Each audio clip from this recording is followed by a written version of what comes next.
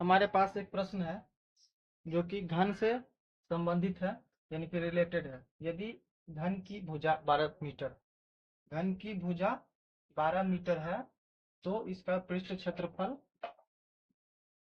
तथा पार्श्व पृष्ठीय क्षेत्रफल ज्ञात करें। तो इसका जब हम लोग हल करेंगे तो सबसे पहले एक घन बना लेते हैं। घन 2 वर्ग से बनाते हैं।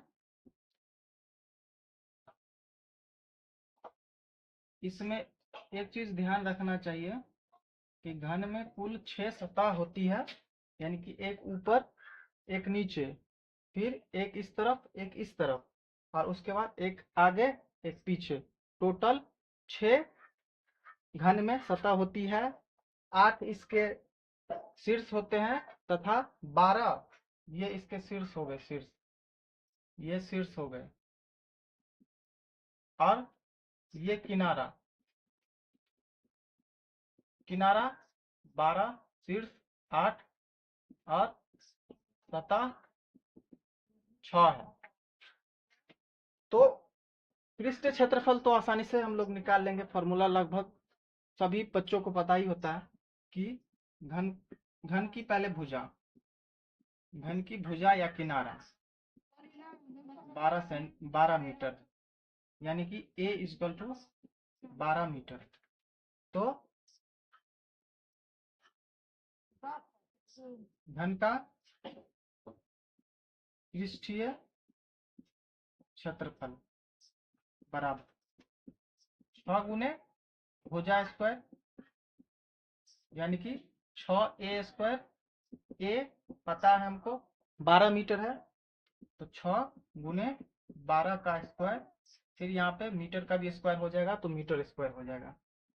तो अब 6 गुने 12 का स्क्वायर 144 होता है, तो 144 मीटर स्क्वायर, यानी कि 6 चौक 24, 6 चौक 24 2 26, 6 का 6 2 8, 864 मीटर स्क्वायर इसका घन का पृष्ठ क्षेत्रफल हो गया।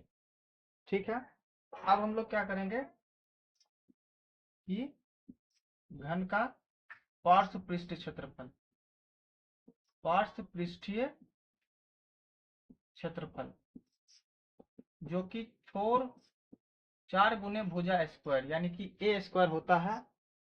पार्श्व पृष्ठ क्षेत्रफल क्या होता है कि इसका 2 सतह अगर हम लोग हटा देते हैं, यानी कि एक सतह नीचे का सतह, एक सतह ऊपर का सतह अगर हम लोग हटा देंगे, कैंसिल आउट कर देंगे, हटा देंगे, तब जो एक डब्बा बन जाएगा बचेगा वह उसका पार्श्व पृष्ठ क्षेत्रफल बचेगा। तो इसीलिए 2 सतह हट गया, 6 सतह था तो 6 गुने भुजा स्क्वायर था, और उसके बाद यदि 4 बचेगा तो 4 गुने पार्श्व पृष्ठ क्षेत्रफल में 4 गुने भुजा स्क्वायर हो जाएगा। तो ए तो हमको पता है कि ए कितना है, 12 मीटर है, तो 4 गुने 12 का स्क्वायर, अब मीटर का भी स्क्वायर करेंगे तो मीटर स्क्वायर हो जाएगा। तो 4 गुने 144 मीटर स्क्वायर, 4 चौका 16, 4 चौका 16 1 17, 4 1 4 1 5 मीटर स्क्वायर। यही इसका आंसर है। पार्श्व पृष्ठ क्षेत्रफल इतना।